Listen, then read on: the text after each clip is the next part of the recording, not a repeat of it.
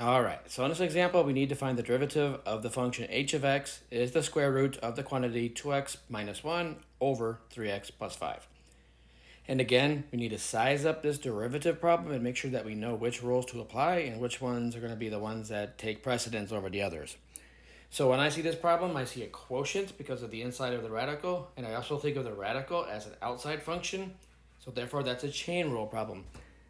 So first thing you want to do in this case is rewrite the h of x as that quantity, 2x minus 1, divided by 3x plus 5 to the 1/2 power. Using our chain rule, we're going to have the derivative of the outside, so that's a 1/2 times that stuff, 2x minus 1 over 3x plus 5, to the negative 1/2 power. But again, our function inside is a quotient rule, so we need the quotient rule for that derivative.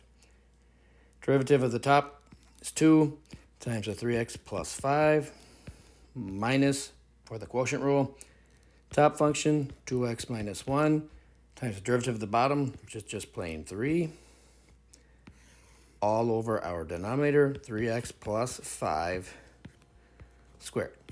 So again, that's our derivative. And now the next thing to do is simplify it down and see what is left. So we're going to have h prime of x. It's going to be 1/2 quantity 2x minus 1 divided by 3x plus 5 to the negative 1/2. Back here, we're going to have the 6x plus 10 minus a 6x plus a 3 over our 3x plus 5 quantity squared. In this case, we will be able to cancel out those 6x's and combine that 10 and 3.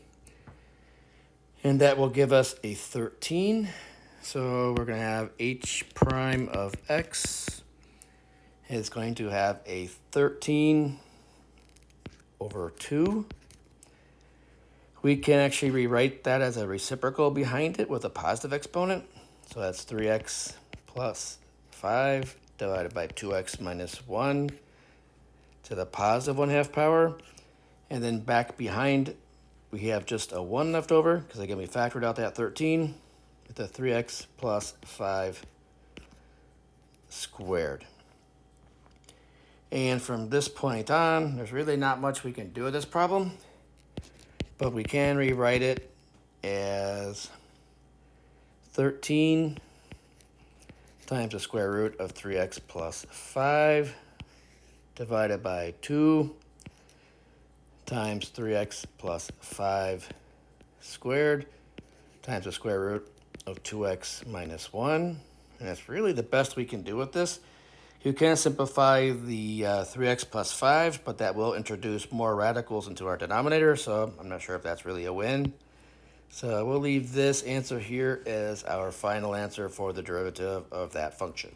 And backing up again, that was our original function up there. And we used both the chain rule and the quotient rule to find our derivative.